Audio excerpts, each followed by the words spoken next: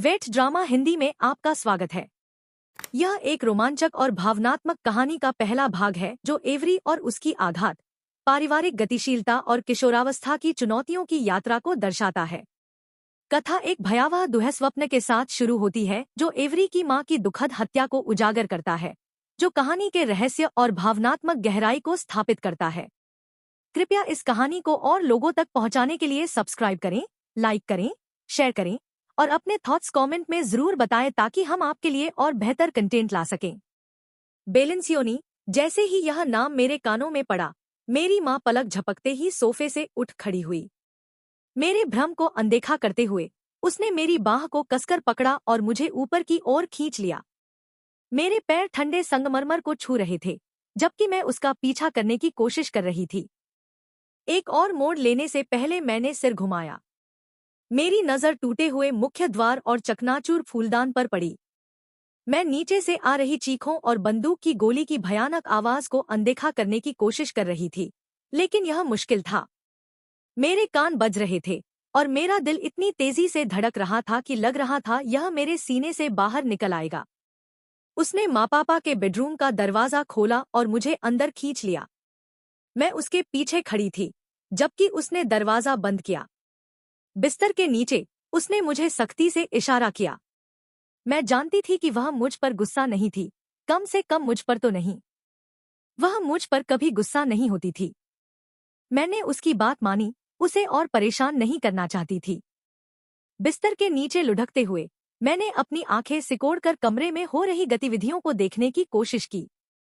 जब दरवाजा टूटा और बिस्तर के सामने काले जूतों की एक जोड़ी दिखाई दी, जो लगभग अंधेरे में घुल मिल गई थी, मैं सहम गई। आवाज से पता चला कि यह एक पुरुष था। उसने पैसे की मांग की। मां ने उसकी मांग को ठुकरा दिया और धीरे धीरे पीछे हटने लगी। बस इतना ही काफी था। 3 गोलियां चलीं और फिर उसका शरीर फर्श से टकराया। मेरे कानों में घंटियां और तेज हो गईं जब मैंने उस आदमी के जूतों को कमरे से बाहर जाते देखा, जो अब शायद कीचड़ से सना हुआ सफेद दरवाजा था। मुझे नहीं पता कि कितना समय बीता जब मैं बिस्तर के नीचे से निकली। शायद कुछ सेकंड ही, मुझे कोई अंदाजा नहीं था। चांद की रोशनी बड़ी खिड़की से आ रही थी, जिसने कमरे को इतना रोशन किया कि मैं उस निर्जन शरीर को पहचान सकूं, जो मेरी मां का था। उसकी सफेद कमीज, जो अब खून से लथपथ थी, चांदनी में काली दिख रही थी। मां, मैंने धीमी आवाज में पुकारा, उसकी आंखों में जीवन का कोई संकेत ढूंढते हुए, लेकिन वे खाली थी। मेरे घुटने कमजोर पड़ गए और मैं जोर से फर्श पर गिरी, लेकिन मुझे कुछ महसूस नहीं हुआ। मैं सुन्न हो चुकी थी। मेरे गले से एक चीख निकली। मेरे हाथ अनियंत्रित रूप से कांपने लगे जब मैंने खून के बहाव को रोकने की कोशिश की, लेकिन यह बेकार था। उसकी ठंडी हथेलियां और निर्जन आंखें, जो मुझे घूर रही थी, बता रही थी कि वह पहले ही जा चुकी थी। मेरी आंखें अपने आप खुल गईं। मैं अपने बिस्तर के हेडबोर्ड के सहारे बैठ गई और अपनी छाती पर हाथ रखकर अपने तेजी से धड़कते दिल को शांत करने की कोशिश की। मैंने अंधेरे कमरे में किसी भी खतरे को ढूंढने के लिए उन्मत्त रूप से इधर-उधर देखा, लेकिन कुछ नहीं मिला। मेरे दरवाजे के जोर से खुलने की आवाज ने मेरा ध्यान उस ओर खींचा। मेरा छोटा भाई जैक, जो मुझसे 1 साल छोटा है, दरवाजे के चौखट पर खड़ा था। उसके चेहरे पर चिंता थी। क्या तुम ठीक हो, एव्स? उसकी आवाज नींद से भरी थी। उसका चेहरा भी यही बता रहा था, उलझे हुए काले बाल और नींद से भारी आंखें। मुझे अपराध बोध हुआ और मैंने नीचे देखा। मेरे बिस्तर की सफेद चादर अचानक सबसे दिलचस्प चीज लगने लगी। क्या वह गुलाब तितली के बगल में है? मुझे खेद है कि मैंने तुम्हें जगा दिया, मैंने धीमी आवाज में कहा। मैंने अपनी गाल को पोंछा जब एक आंसू का नमकीन स्वाद मेरे निचले होंठ पर आया। वह सिर हिलाकर दरवाजा खुला छोड़ देता है, जिससे गलियारे की मंद रोशनी मेरे कमरे में आती है। जैक मेरे कमरे में और अंदर आता है, मेरे बिस्तर के किनारे पर बैठता है, जिससे गद्दा उसके वजन से दब जाता है, और अपनी बाहें फैलाकर मुझे गले लगाने का न्योता देता है। वह मुझे अपनी बाहों में लपेट लेता है और मैं अपना सिर उसके कठोर कंधे पर टिका देती हूँ, गले में अटके गोल्फ की गेंद जैसे ढेले को निगलने की कोशिश करती हूँ। मैं उसकी परिचित खुशबू में सांस लेती हूँ, जिससे थोड़ा शांत होती हूँ। कम से कम मुझे पता है कि वह अभी भी यहाँ है। क्या यह फिर से वही दुःस्वप्न था? कुछ देर की खामोशी के बाद वह हिचकिचाते हुए पूछता है। मैं उसके खिलाफ सिर हिलाती हूँ, एक शब्द भी कहने में असमर्थ। या तो मेरे मुंह से कोई आवाज नहीं निकलेगी, या फिर ऐसा लगेगा जैसे कोई मरता हुआ व्हेल बोलने की कोशिश कर रहा हो। क्या तुम इसके बारे में बात करना चाहती हो? मैं सिर हिलाकर मना करती हूँ। बात करने के लिए कुछ नया नहीं है। वह और मेरे सभी भाई जानते हैं कि ये दुःस्वप्न किस बारे में है। वे हर बार एक जैसे नहीं होते, लेकिन वे उसी घटना के बारे में हैं जिस रात मेरी माँ की हत्या हुई थी। 6 साल बाद भी मुझे ये दुःस्वप्न आते हैं, शायद अब उतने नियमित नहीं, मेरे थेरेपिस्ट की वजह से, लेकिन उसने कहा था कि यह सामान्य है। मैं इन्हें पूरी तरह से कभी नहीं भूल पाऊंगी, चाहे मैं कितना भी चाहूँ। लेकिन आप अपने दिल की हर इच्छा पूरी नहीं कर सकते, है ना? कम से कम मुझे थेरेपी सत्र बंद करने को मिले। उसने कहा कि मैंने प्रगति की है और मेरा मानसिक स्वास्थ्य स्थिर हो गया है। मैं इसे बकवास मानती हूँ। कभी कभी मेरे साथ सो, मैं नींद में पूछती हूँ, जब मैं शांत हो जाती हूँ और वह सिर हिलाकर मेरे से अलग होता है। मैं अपने किंग साइज बिस्तर के बीच में लेट जाती हूँ। जैक कंबल उठाता है, जो मुझे अब पता चला कि फर्श पर पड़ा है, और मुझे इशारा करता है कि मैं थोड़ा खिसक जाऊं। जब मैं ऐसा करती हूँ, वह सबसे मुलायम तकिया, जो मेरे सिर के नीचे है, छीन लेता है, जिसके लिए मैं उसे घूरती हूँ और खुद को आरामदायक बनाता है मेरे तकिए के साथ। जल्द ही उसकी हल्की खर्राटों की आवाज कमरे में गूंजने लगती है। मैं हाँ भरती हूँ और कांपते हुए उसकी ओर पीठ करके सोने की कोशिश करती हूँ। एक कष्टप्रद अलार्म की आवाज मुझे जगा देती है, लेकिन मैं कंबल के नीचे रहती हूँ, यह जानते हुए कि मेरा भाई शायद इसे बंद कर देगा। लेकिन जब 1 मिनट बीत जाता है और वह कष्टप्रद आवाज अभी भी बज रही है, तो मैं अपनी ओर मुड़ती हूँ, केवल यह पाने के लिए कि बिस्तर का दूसरा हिस्सा खाली है। जोर से आह भरते हुए मैं बिस्तर से बाहर निकलती हूँ और गर्म कंबल के बाहर की ठंडी हवा मेरे पैरों और बाहों की नंगी त्वचा को छूती है। मेरी आंखें चौड़ी हो जाती हैं जब मुझे एहसास होता है कि आज स्कूल का आखिरी पहला दिन है और मैं जल्दी से बाथरूम में भागती हूँ। मुझे एक अच्छे शॉवर की जरूरत है जो मुझे जगा दे। और हाँ, मेरी बकेट लिस्ट में यह था कि मैं अपने हाई स्कूल के आखिरी पहले दिन ताजे धुले बालों के साथ जाऊं। शॉवर से बाहर निकलने के बाद मैं अपने वार्डरोब में जाती हूँ और निराश हो जाती हूँ जब मुझे पता चलता है कि मेरे पास पहनने के लिए केवल एक स्किनी जीन्स है, जो सचमुच स्किनी है। जैसा कि नाम से पता चलता है, यह मेरे शरीर से चिपक जाती है जैसे दूसरी त्वचा। हाँ, मुझे नहीं लगता कि मेरे भाई मुझे इसे पहनने देंगे। अगर यह जीन्स हल्के खाकी रंग की होती, तो शायद ऐसा लगता कि मैंने कुछ पहना ही नहीं है। बीच में सुनहरी सिलाई मेरे नितंबों को अलग करती है और यह जीन्स से ज्यादा नीले रंग की स्पैंडेक्स टाइट्स जैसी लगती है। और मेरी जांघों की तो बात ही मत करो। हर कदम के साथ मेरी मांसपेशियों और मांस की हलचल दिखाई देती है। ट्रिस्टन की चुराई हुई स्वेटशर्ट पहनकर मैं डर के साथ सीढ़ियों से नीचे उतरती हूँ। वे सब इसे देखकर तमाशा करने वाले हैं। हार मानते हुए मैं नीचे रसोई में जाती हूँ। मेरी भौहें आश्चर्य से उठ जाती हैं जब मैं केवल अपने 3 छोटे भाई बहनों को देखती हूँ। वे सब रसोई के आइलैंड पर बैठे हैं, चुपचाप सीरियल खा रहे हैं, उनकी आंखों में दूर का भाव। मैं मन ही मन भगवान को धन्यवाद देती हूँ कि उन्होंने मुझे इस तरह बचाया। अगर मेरे बड़े भाई यहाँ होते तो मैं शायद अब उनके चुने हुए कपड़े बदल रही होती। बाकी लोग कहाँ हैं? मैं पूछती हूँ, काउंटर पर अपने लिए एक कटोरा सीरियल बनाते हुए। काम पर, जैक जवाब देता है, उसकी नजर मेरे सिर के पीछे की दीवार से हटती ही नहीं। यह सब मुझे डराने लगा है। मैं उसे हिचकिचाते हुए सिर हिलाकर जवाब देती हूँ, जिसे उसने शायद देखा भी नहीं, और खिड़की के पास लकड़ी की मेज पर चली जाती हूँ। मेरे कान में ईयरबड्स, सबसे तेज संगीत और फोन पर एक किताब के साथ मैं अपने सिनेमन टोस्ट क्रंच खाती हूँ, बाकी दुनिया को बाहर रखते हुए। लेकिन यह मेरे पक्ष में काम नहीं करता, क्योंकि जब बड़ी बाहें मेरे कंधों के चारों ओर लपटती हैं और मुझे एक पत्थर जैसे सख्त सीने से खींचती हैं, तो मुझे लगभग दिल का दौरा पड़ जाता है। पहले दिन के लिए उत्साहित?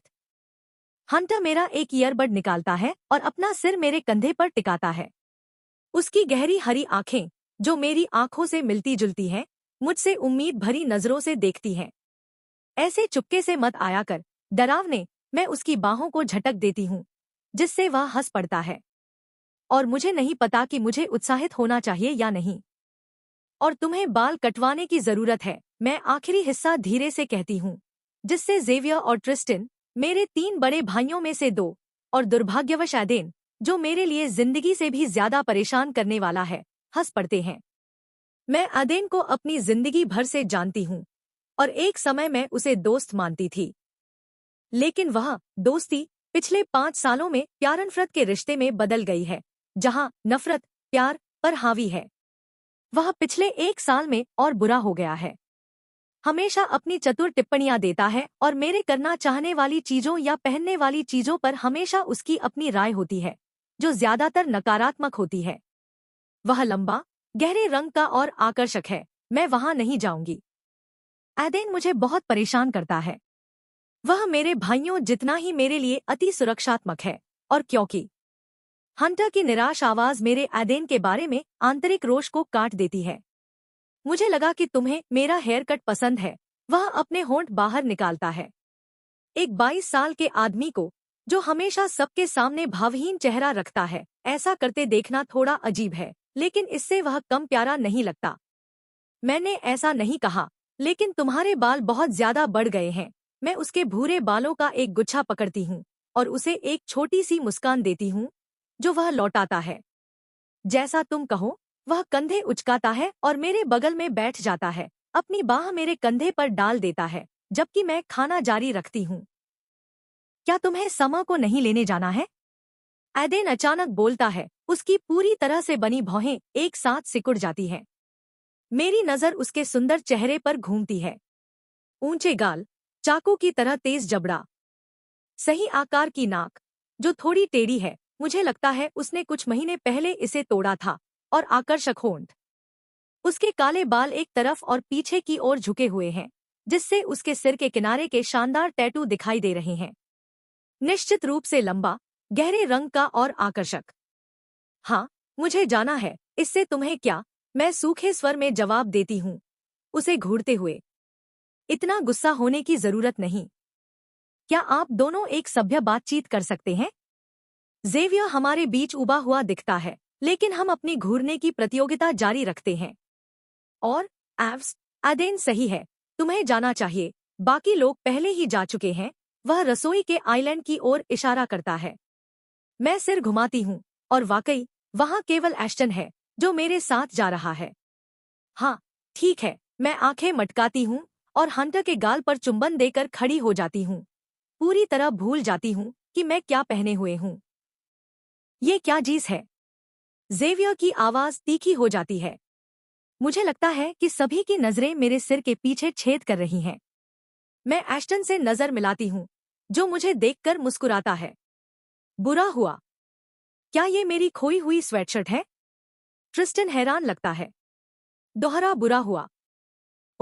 इन्हें जीन्स कहते हैं, और मुझे नहीं पता कि तुम किस स्वेटशर्ट की बात कर रहे हो। मैंने इसे कुछ हफ्ते पहले खरीदा था।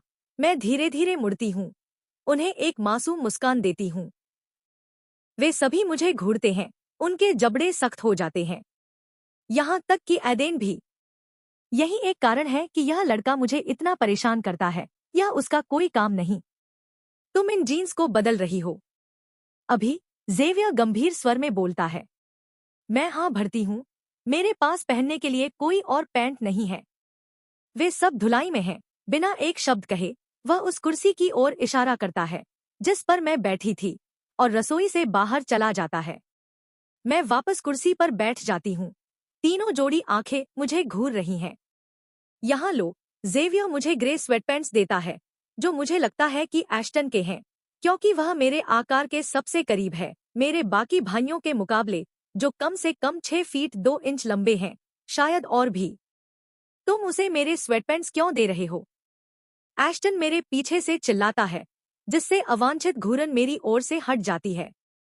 मेरा मतलब है, हाँ, वह इन्हें ले सकती है। वह बुदबुदाता है। मैं एक्सेवी के हाथ से पैंट्स लेती हूँ और हॉल के रेस्टरूम में चली जाती हूँ। समय देखकर जल्दी से कपड़े बदल लेती हूँ। मुझे जल्दी करनी होगी।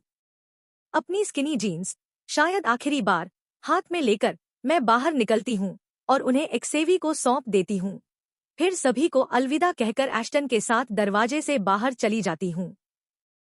हम मेरी कार में बैठते हैं, एक सफेद रेंज रोवर, जिसके लिए मुझे अभी भी नहीं पता कि हमारे पास इतना पैसा कहाँ से है, और मैं तेजी से निकल पड़ती हूँ। 10 मिनट और एश्टन के भयानक रैपिंग की पृष्ठभूमि में मेरी लाल बालों वाली सबसे अच्छी दोस्त पीछे की सीट पर आ बैठती है। हाय, वह खुशी से मुस्कुराती है, एश्टन के गाल को चिकोटी काटते हुए। हाय, मैं रियरव्यू मिरर के जरिए उसे मुस्कान देती हूँ।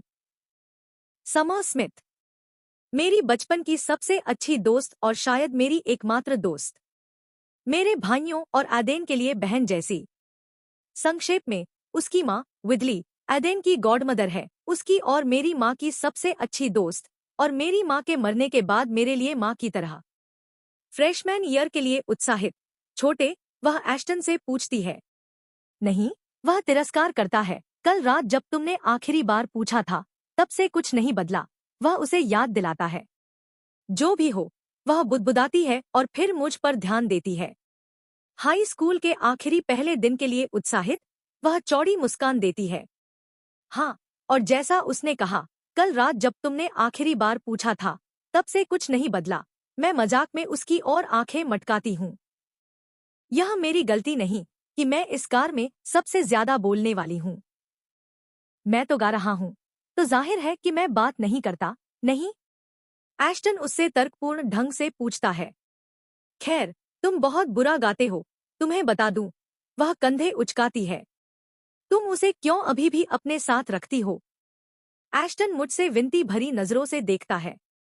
समा हाफती है और अपने मैनिक्योर किए हुए हाथ को अपनी छाती पर, अपने दिल के ऊपर रखती है। बस करो, हम पहुंच गए। मैं कार पार्क करती हूँ और बाहर निकलती हूँ। बाकी लोग भी ऐसा ही करते हैं। मैं मनोरंजन के साथ एश्टन को देखती हूँ, जो चारों ओर अनजाने भावों के साथ देख रहा है। हाई स्कूल के बच्चे हर जगह खड़े हैं, या तो अकेले या अपने दोस्तों के साथ। बेचारे फ्रेशमैन, वे डरे हुए लग रहे हैं। मैं जा रहा हूँ, और वह जवाब देने का मौका मिलने से पहले ही चला जाता है। बेब, जेसन चिल्लाता है।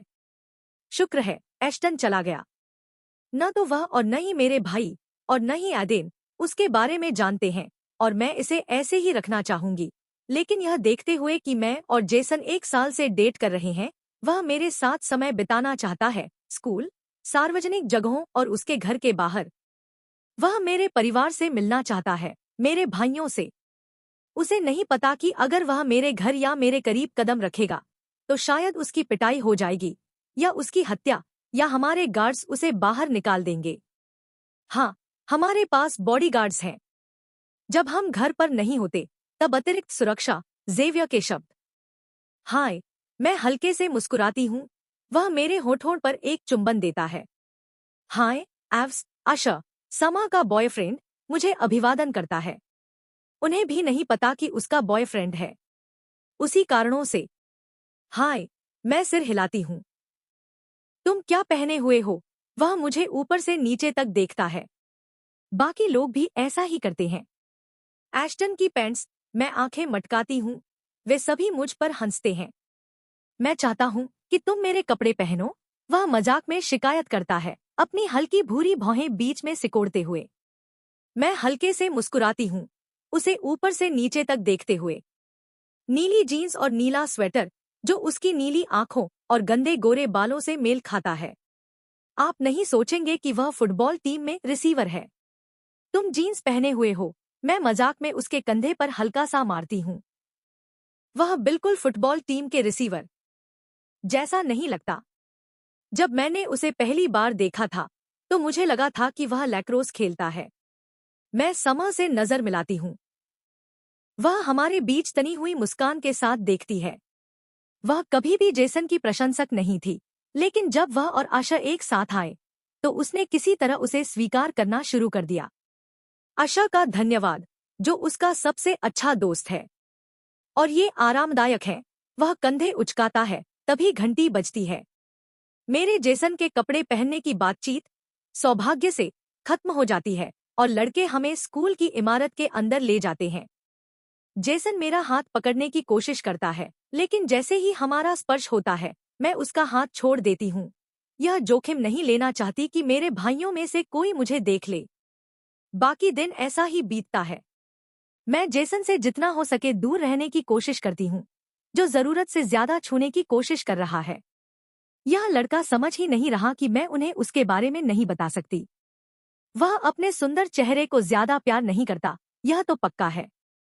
लंच के समय तो वह मुझ पर गुस्सा भी हो गया, क्योंकि मैं उसके साथ उसकी मेज पर नहीं बैठी, जो वही मेज थी जहां जैक बैठा था।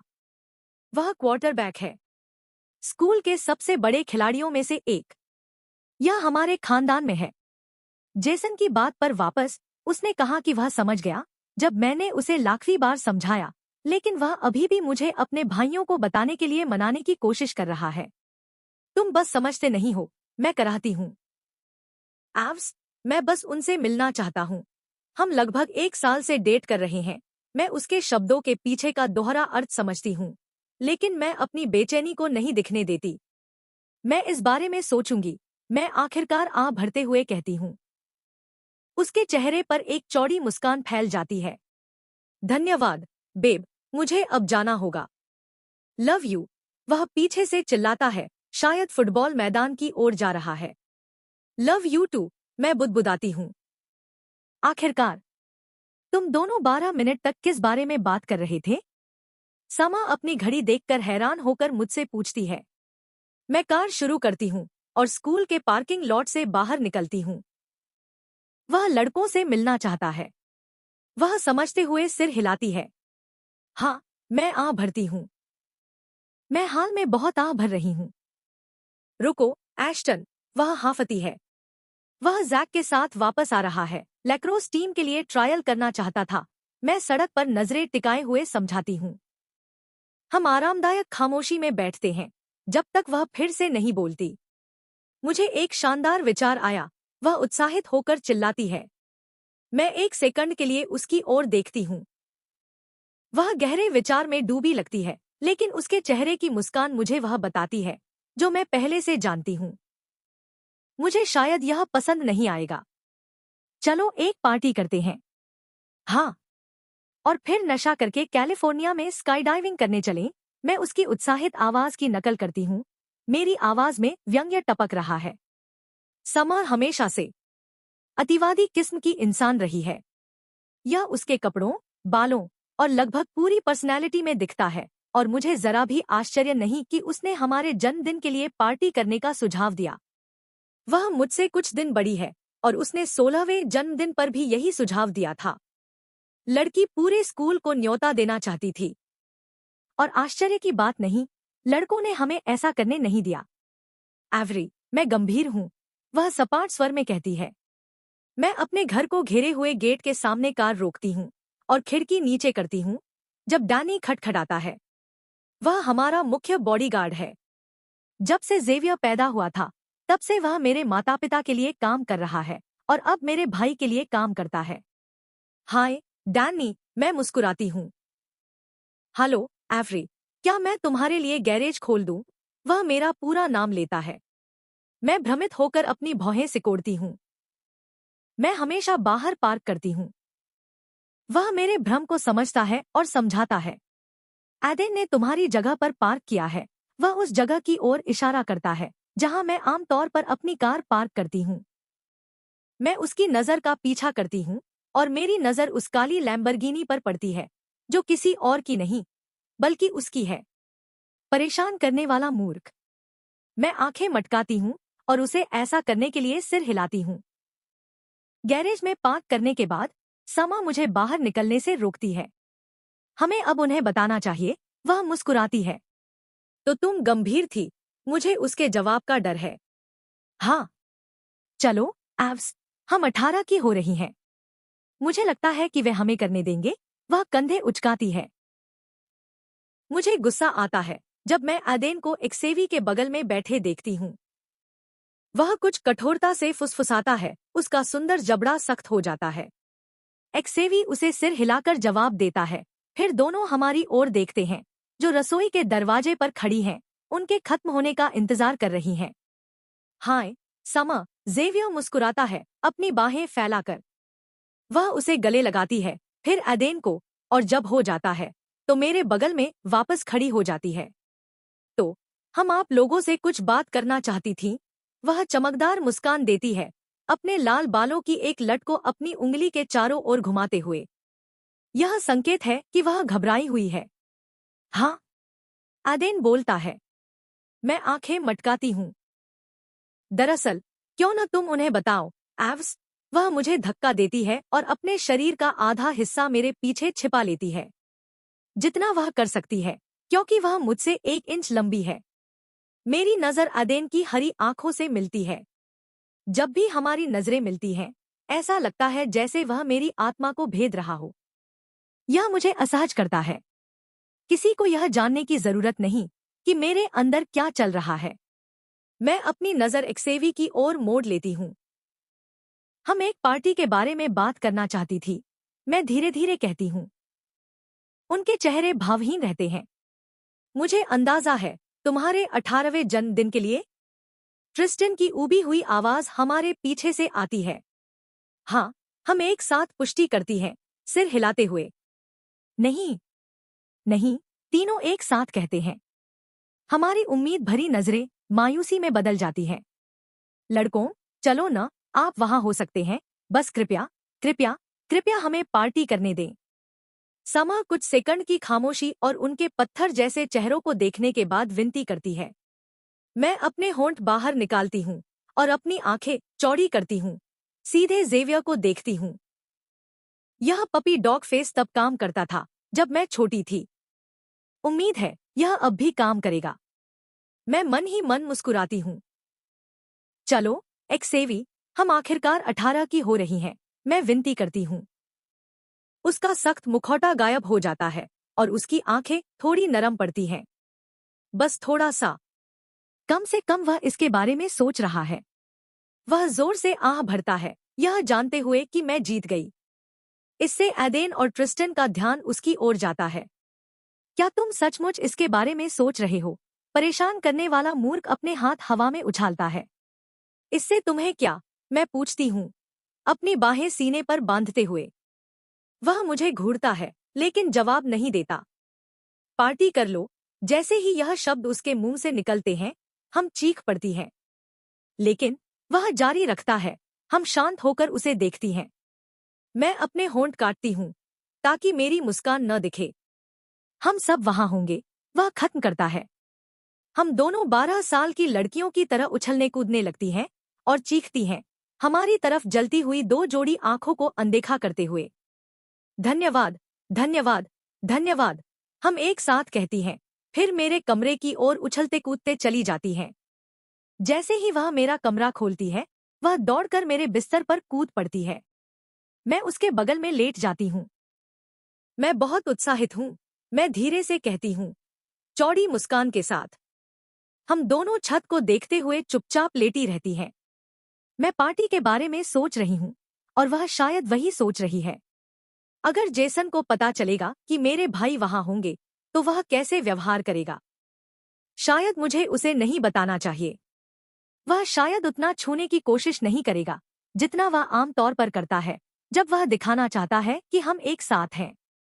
यह तथ्य मुझे परेशान करता है, जैसा कि वह हर वह चीज करता है जो लोगों के दिमाग में हमारे रिश्ते की पुष्टि करने के लिए करता है। वह अचानक लोगों के सामने मुझे बेबी कहना शुरू कर देता है।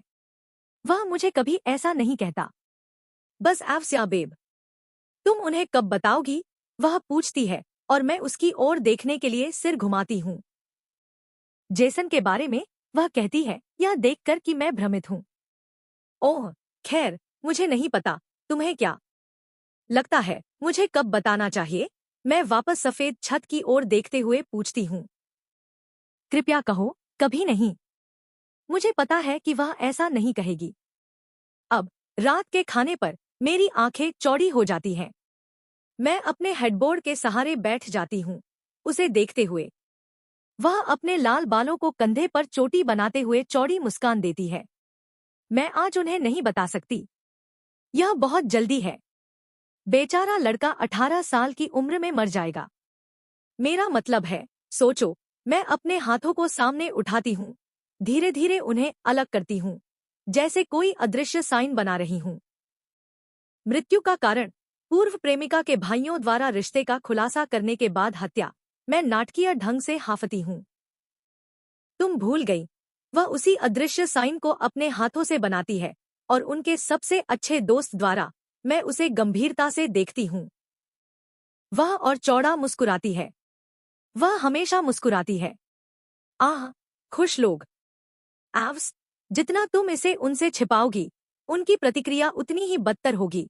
और तुमने इसे काफी समय तक छिपाया है, नहीं? मेरा मतलब है, 1 साल। वह गंभीर होकर लेट जाती है। मैं करूंगी। वह खुशी से सिर हिलाती है। केवल तभी, अगर तुम उन्हें आशा के बारे में बताओगी। वह भौहें चढ़ाती है, लेकिन आखिरकार सहमत हो जाती है। कुछ और घंटे मेरे कमरे में नेल पेंटिंग, पार्टी की योजना और लड़कों को लड़कों के बारे में बताने के विचारों में बीतते हैं। क्या तुम तैयार हो? समर पूछती है, अपने लाल बालों को पोनीटेल में बांधते हुए। अगर वह ऐसे ही बालों को संवारती रही, तो वह गंजी हो जाएगी। नहीं, मैं आ भरती हूँ और दरवाजा खोलती हूँ। हम गलियारे से नीचे और सीढ़ियों से उतरते हैं, लगभग खाली फोयर से गुजरते हैं, सिवाय बीच में गोल मेज के, लिविंग रूम से होकर रसोई और डाइनिंग रूम के प्रवेश द्वार तक। सब लोग बीच में काले टेबल के चारों ओर बैठे हैं। जेवियर एक छोर पर बैठा है, जबकि आदेन दूसरे छोर पर। सभी के बीच जोर जोर से बातचीत हो रही है और हम अनदेखी रहती हैं जब हम अपनी सीट लेती हैं। मैं समा और जैक के बीच बैठती हूँ, सामने ट्रिस्टिन, हंटर, पाकर और एश्टन के साथ। एक बड़ा खुशहाल परिवार। अब करो, वह मेरे कान में फुसफुसाती है और मैं अपनी स्पेगेटी निगल लेती हूँ। सभी बहुत जोर जोर से बात कर रहे हैं और अपनी बातचीत में इतने व्यस्त हैं कि हमारी फुसफुसाहट पर ध्यान नहीं दे रहे। मुझे उम्मीद है। मैं तैयार नहीं हूँ। मैं अभी जेसन के बारे में नहीं बता सकती। मैं वापस फुसफुसाती हूँ, अपने मुंह में एक और कांटा भरते हुए। हम इसे एक साथ कर सकते हैं क्या? तो हम बस इसे यूं ही कह देंगे? मैं हैरान होकर पूछती हूँ। समा कभी भी बिना किसी प्रस्तावना के कुछ गंभीर नहीं कहती थी। हाँ, वह आधा तीखा जवाब देती है, क्योंकि ट्रिस्टन उसे काट देता है। तुम दोनों क्या फुसफुसा रही हो? वह उत्सुकता से पूछता है और हम उसे देखती हैं, केवल यह पाने के लिए कि सभी हमें घूर रहे हैं। उम्मा, उम्मा, मैं हकलाती हूँ और अपने घुटने पर तेज दर्द महसूस करती हूँ। आउच! मैं समा को देखती हूँ, जो मुझे अभीपताओं का इशारा देती है। मैं आ भरती हूँ और अपना ध्यान जेवियर की ओर मोड़ती हूँ। हमें आपसे कुछ बताना है। जेवियर की भौहें सिकुड़ती हैं और मैं देखती हूँ कि उसकी आंखें चिंता से भर जाती हैं। मुझे यकीन है कि वे कुछ सेकंड में गुस्से में बदल जाएंगी। तो बताओ, हंटर कहता है और मैं समा को देखती हूँ और वह सिर हिलाती है, मेरा हाथ पकड़ती है। हमारे पास, हमें एश्टन कार्ड देता है। क्या आप दोनों एक साथ हैं? मुझे पता था कि आप सिर्फ सबसे अच्छी दोस्त नहीं हैं। मैं बस इतना कहना चाहता हूँ कि आपके रिश्ते में कोई दिक्कत नहीं है, बशर्ते आप मेरे सामने एक दूसरे को चूमे नहीं। हम सभी उसे मुंह खोलकर देखते हैं। तुम किस बारे में बात कर रहे हो? समा अपनी भौहें सिकोड़ती है। तुम एक दूसरे के सामने कपड़े बदलती हो, एक साथ बाथरूम जाती हो, तुम यहाँ तक कि एक ही बिस्तर में सोती हो। वह जोर से बड़बड़ाता है, फिर अपनी सामान्य आवाज में वापस आता है। लेकिन यह ठीक है, वह सिर झुकाकर कहता है। ऐश, हम सबसे अच्छी दोस्त हैं, बेशक हम ये सब एक साथ करती हैं। समा सवाल करती है, उसी समय मैं चिल्लाती हूँ। हम एक साथ नहीं हैं। लड़के हंसते हैं और एश्टन अपनी प्लेट की ओर देखता है, शर्मिंदा होकर। ओह, ठीक है, आगे बढ़ो, वह कहता है, उसके गाल हल्के गुलाबी हो जाते हैं। ठीक है, तो हम आपको बताना चाहती थी कि समा मुझे देखती है और मैं सिर हिलाती हूँ। हमारे बॉयफ्रेंड्स हैं। हम टेबल के चारों ओर सभी को देखती हैं। हंटर अपनी कांटा अपनी प्लेट पर गिरा देता है। ट्रिस्टन जोर से निगलता है, एक घिनौनी आवाज करता है और बाकी सब हमें देखते हैं, उम्मीद करते हैं कि हम चिल्लाएंगी कि यह सिर्फ एक मजाक है। मुझे लगता है उनकी उम्मीदें टूटने वाली हैं। यह मजाक नहीं है, और जितनी ज्यादा यह घातक खामोशी जारी रहती है, उतना ही यह डिनर तनावपूर्ण होता जाता है। मुझे नहीं लगता कि मैंने इस घर में पहले कभी इतनी जोर की खामोशी सुनी है। सिर्फ एक बार पहले, माँ के मरने के बाद 3 महीने तक ऐसा ही था, लेकिन हम में से कोई भी एक ही कमरे में नहीं था। मैं उस याद को झटक देती हूँ तो मैं अजीब ढंग से रुकती हूँ। जेवियर अपना गला साफ करता है। मैं और समर उसे देखती हैं। मेरा दिल इतनी तेजी से धड़कता है कि मुझे लगता है यह मेरे सीने से बाहर निकल आएगा, क्योंकि मैं उसके अगले शब्दों का इंतजार करती हूँ। तुम्हारे पास क्या है? वह सूखे स्वर में पूछता है। मैं अपने ग्लास से पानी पीती हूँ। ठंडा तरल मेरे सूखे गले को राहत देता है। मुझे इसकी जरूरत थी। हमारे बॉयफ्रेंड्स हैं, हम धीमी आवाज में दोहराती हैं। तुम्हें बॉयफ्रेंड्स रखने की इजाजत नहीं है, एडेन जोर से कहता है, ताकि सभी सुन सकें। मैं उसकी हरकतों पर आंखें मटकाती हूँ। ऐसा व्यवहार करना बंद करो, जैसे यह तुम्हारा कोई काम है। मैं उसे घूरती हूँ। यह मेरा काम है, वह गुस्से में तीखा जवाब देता है। मैं उसके जबड़े और टेबल पर रखी मुट्ठियों को सख्त होते नहीं देख सकती। वह इतना सुरक्षात्मक क्यों है? वह मेरा भाई नहीं है, और उसे वैसा ही व्यवहार करना चाहिए। ऐसा नहीं होना चाहिए। तुम मेरे भाई नहीं हो, मैं बचकाने ढंग से जवाब देती हूँ। कुछ हद तक यह सच है, आखिरकार। मुझे पता है, वह दांत पीसते हुए कहता है। उसकी चांदी की अंगूठी उसके टैटू वाली त्वचा में धंस रही है, जो देखने में दर्दनाक लगता है। मैं मन ही मन सिहर उठती हूँ। रुको, तो तुम्हारे बॉयफ्रेंड्स हैं, मतलब एक लड़का? एक लड़का जिसके साथ तुम रिलेशनशिप में हो? हंटर अगला बोलता है।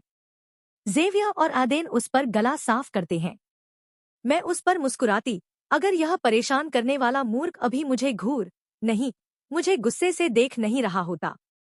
हंटर हमेशा शांति दूत रहा है। हमेशा मेरे साथ बातचीत करता है और सुनता है, बजाय इसके कि मेरे बाकी भाइयों और एडेन की तरह निष्कर्ष निकालकर मुझ पर चिल्लाए। हाँ, समर जवाब देती है। तुम्हें इजाजत नहीं है, ट्रिस्टन दांत पीसते हुए कहता है। उसके हाथ में कांटा आधा टूटने वाला है, अगर वह इसे इतनी जोर से पकड़े रहा। यह तय करने वाले तुम कौन होते हो? मैं उसकी आवाज की नकल करती हूँ। उनसे ब्रेकअप कर लो, जेवियर पहली बार बोलता है। मुझे आश्चर्य नहीं कि मेरे छोटे भाई बहनों ने अभी तक कुछ नहीं कहा। मुझे यकीन है कि वे सब हमें देख रहे हैं, अपनी मुस्कान को दबाने की कोशिश कर रहे हैं। नहीं, मैं उसकी आंखों में देखती हूँ। मैं ऐसा क्यों करूं? मुझे जेसन पसंद है। मैं अपनी आवाज को शांत रखने की कोशिश करती हूँ। एक कांटा गिरता है, नीचे की चीनी मिट्टी की थाली से टकराता है। जेसन? फुटबॉल टीम वाला जेसन? जैक हाँफता है। मैं सिर हिलाती हूँ। ठीक है, तो हम उनसे मिले। हम सभी की नजर जेवियर पर टिक जाती है। वह अपनी कुर्सी पर पीछे झुकता है, उसका गहरे नीला सूट उसकी लंबी काया पर तन जाता है। हाँ, मैं उस तथाकथित जस्टिन से मिलना चाहूंगा। एडेन की गहरी आवाज सहमति देती है। मैं दांत पीसती हूँ। उसका नाम जेसन है। वह मुझ पर मुस्कुराता है। मैं उसकी मुस्कान को थप्पड़ मारकर हटाना चाहती हूँ। और तुम उनसे नहीं मिल रहे, समर कहती है। तो उनसे ब्रेकअप कर लो, ट्रिस्टन कंधे उचकाता है। जैसे कि ऐसा होगा। हम कुछ नहीं करेंगे, हम बस अपना परिचय देंगे, जेवियर आश्वस्त करता है, एक कंधे को लापरवाही से उचकाते हुए। और अपने गुफाओं वाले तरीकों के साथ मैं बुदबुदाती हूँ। बढ़िया। तुम्हारे छोटे बॉयफ्रेंड्स कल रात के खाने के लिए यहाँ आ रहे हैं। पाकर अपनी हथेलियां चटकाता है। मैं समर के साथ एक हताश नजर साझा करती हूँ। मैं अपने कमरे से बाहर निकलती हूँ और समर को देखती हूँ। वह मेरे पहनावे को मंजूरी देती है और मुझे नीचे रसोई में ले जाती है। हेलो, मिसेस क्लेयर, हम अभिवादन करती हैं, और वह स्टोव से मुड़ती है। वह एक गुलाबी ड्रेस पहने हुए है, जो उसके घुटनों के नीचे खत्म होती है। कमर पर एक सफेद एप्रन बंधा हुआ है। उसके छोटे भूरे बाल घुमावदार हैं, और उसके चेहरे पर एक चमकदार मुस्कान है, जो उसके सभी सफेद दांत दिखाती है। हेलो, तुम दोनों बहुत सुंदर लग रही हो, वह अपनी गहरी इतालवी लहजे में कहती है। वह घर में काम करने वाली नौकरानियों में से एक है, लेकिन वह परिवार जैसी है। मैं उसे अपनी जिंदगी भर से जानती हूँ और वह मेरे माता पिता के लिए और बाद में जेवियर के लिए लंबे समय से काम कर रही है। डैनी की स्थिति जैसी। धन्यवाद। आप क्या बना रही हैं? समा फ्रिजलिंग पैन में झांकते हुए पूछती है। ओह, मैं बना रही। वह रुक जाती है जब जेवियर रसोई में घुसता है, अपने फोन पर कुछ चिल्लाते हुए। कॉमन्क वोग्लियो आई माई सोल्डी एडिसो। वह फोन को काउंटर पर जोर से पटकता है। मुझे फोन के लिए बुरा लगता है। वैसे भी मैं अपने पैसे अभी चाहता हूं। हालांकि मैं आधी इतालवी हूं। मैं केवल माय समझ पाई। मुझे लगता है इसका मतलब मेरा है, लेकिन मुझे पूरी तरह यकीन नहीं। वह टूटो बेने, क्या सब ठीक है? मिसेस क्लेयर जेवियर से पूछती है और मैं बता सकती हूँ कि वह चिंतित है। सी, वह कहता है और मेरी और समा की ओर मुड़ता है। तुम लड़कियां सुंदर लग रही हो, लेकिन वह लिपस्टिक हटाओ, एवरी। वह मेरे लाल होठों की ओर इशारा करता है। मैं आंखें मटकाती हूँ, जैसे मैं ऐसा करूंगी। एडेन जल्द ही अंदर आता है, उसका जबड़ा सख्त। उसका ग्रे आर्मानी सूट उसकी विशाल बाइसेप्स को गले लगाता है। मुझे यकीन है कि वे मेरी जांघों के आकार के हैं। उससे नजर हटाकर मैं फ्रिज की ओर मुड़ती हूँ, इससे पहले कि वह मुझे उसे देखते हुए पकड़ ले। क्या मैंने अभी स्वीकार किया कि मैं उसे देख रही थी? मैं सिर हिलाती हूँ। मैंने बस देखा कि वह क्या पहने हुए है। वाह, तुम अच्छे लग रहे हो। लेकिन वह लिपस्टिक, बिल्कुल नहीं। मैं एडेन की आवाज अपने पीछे से सुनती हूँ, इससे पहले कि एक हाथ मेरे मुंह के चारों ओर आता है और लाल रंग को मेरे होठों से मिटा देता है। खैर, मेरे होठों के आसपास हर जगह फैला देता है। एडेन, मैं मुड़ती हूँ।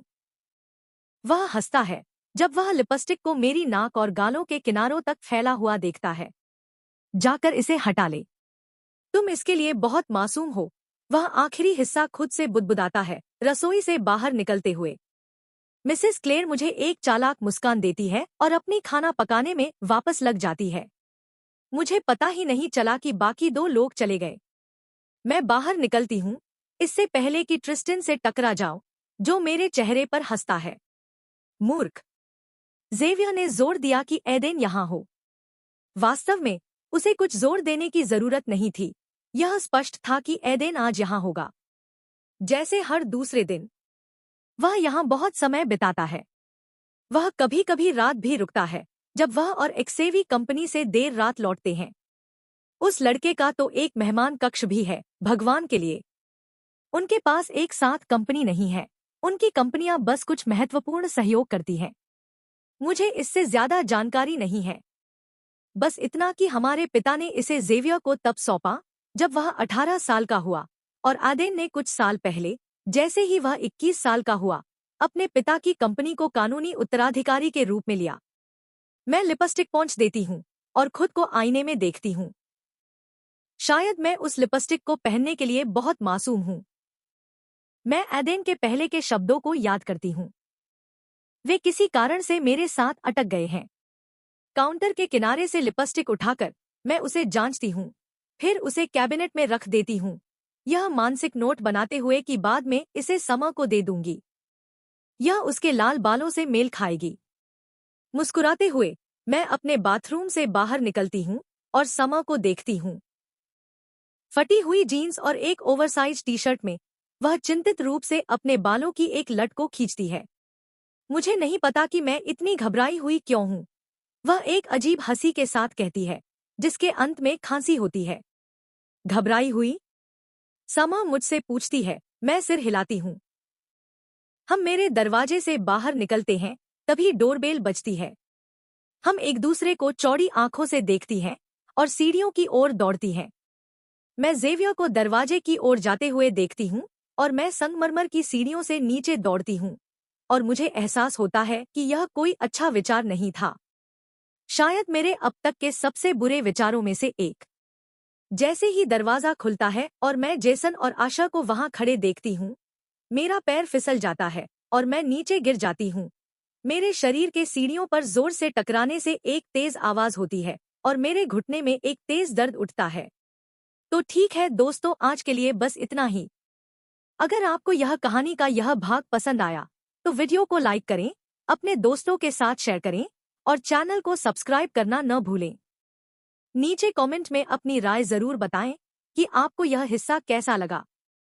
आपका हर लाइक, शेयर, कमेंट और सब्सक्राइब हमें और बेहतर कंटेंट लाने के लिए मोटिवेट करता है। मिलते हैं अगले हिस्से में। धन्यवाद।